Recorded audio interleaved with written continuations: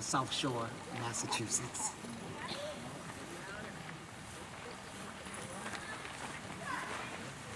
And we're glad to be here at the 33rd anniversary.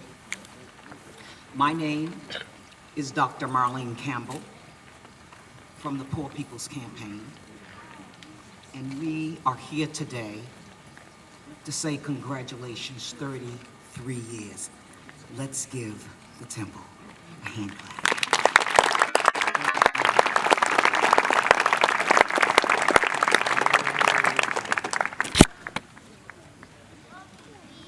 I got involved with the Poor People's Campaign because of the wonderful causes that at this present time is so badly needed. The systemic racism, poverty, the war economy, our nation's distorted morality. This may be one of the most important places that you'll ever come to today, where there's some peace. Some of you may not believe that. But if we don't begin to pray, prayer changes things. Prayer is the key, and faith unlocks the door. There is some individuals that's even here today that has the know-withal, the resources, the power in prayer that could make a difference. 33 years ago, I decided as an individual in my community not to take it anymore. I started a group called People of Color Against Homicide. As a pastor, I could no longer do funerals and tell the young people to put down their guns. That was like an oxymoron. I decided not to, and I went to God, and God said, I want you to literally take it to the streets. Can you imagine? 29 years old, almost 37 years ago, taking it to the streets. Right about now, we need to take it to the streets.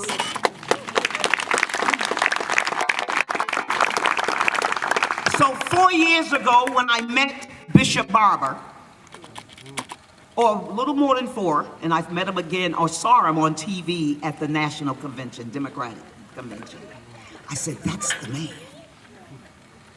And when I saw this man speak so passionately, under so much conviction, I said, only a God that actually could make you hear something that sounded the right call. And with me being a younger person, I'm old now. I literally took off my hat today so you can see my gray hairs. I'm ready. This is the time. And especially over these last 7 days, this is the hour to rise and shine and let God know enough is enough. Prayer changes things. Did anybody hear that? Prayer. Somebody say prayer. Prayer.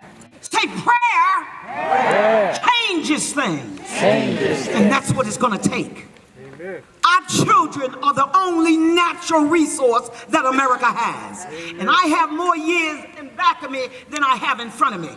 When Bishop Barber came to this city, and I said, this is the hour. I don't have many years left. I'm getting with this man that's talking about some serious issues. And he's serious about it, not playing any games, because we don't need any more liars, losers, or lunatics. At this time, without any further ado, we are presenting our chair of here in Massachusetts, the Poor People's Campaign chairwoman.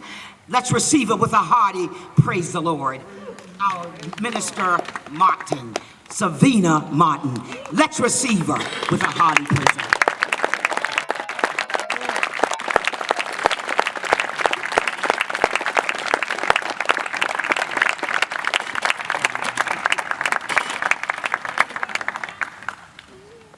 Good afternoon.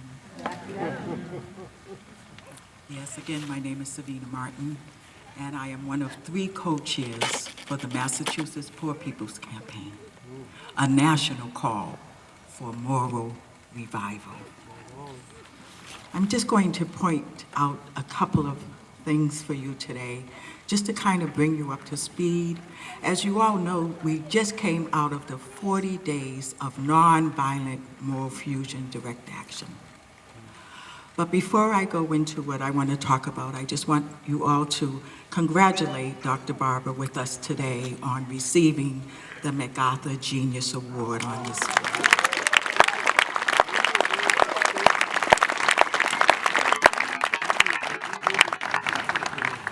And I also want to lift and thank Sister Claire for inviting us and everyone here for supporting the Poor People's Campaign, a national call for moral revival.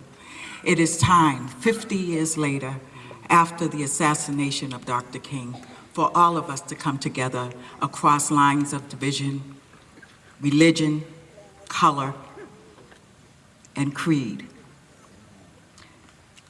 So upon his death, Mohandas K. Gandhi was hailed by the London Times as the most influential figure India has produced for generations.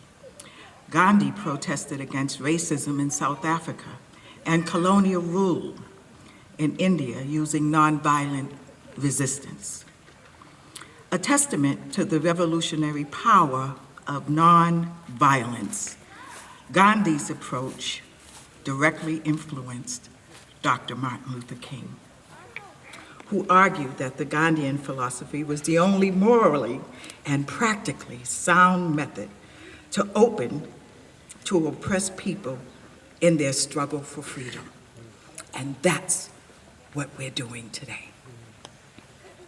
As our social fabric is stretched thin by widening income equality, politicians criminalize the poor, fan the flames of racism and xenophobia to divide the poor and steal from the poor, to give tax breaks to the rich and budget increases to a bloated military.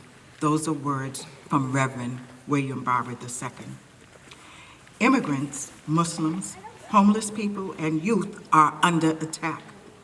The poor are facing severe cuts to basic social services.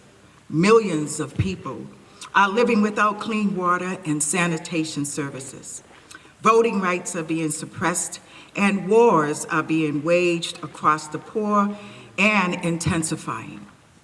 These are many other crises, means it is urgent to build a Poor People's Campaign today. And those are words from our co-chair, Dr. Reverend Liz Theo Harris. The 40 days of nonviolent moral fusion direct action caused a stir within this country. We know that there are over 140 million poor people across this country. We know that they are waging war within the communities, bringing weaponry, right, causing a proliferation of gun violence in our communities. We know that hundreds of young Black men are murdered at a rate that we don't even want to discuss, that we don't even want to feel, because of the cognitive dissonance and the fear that we have to face on a daily basis to explain to our children when you go outside.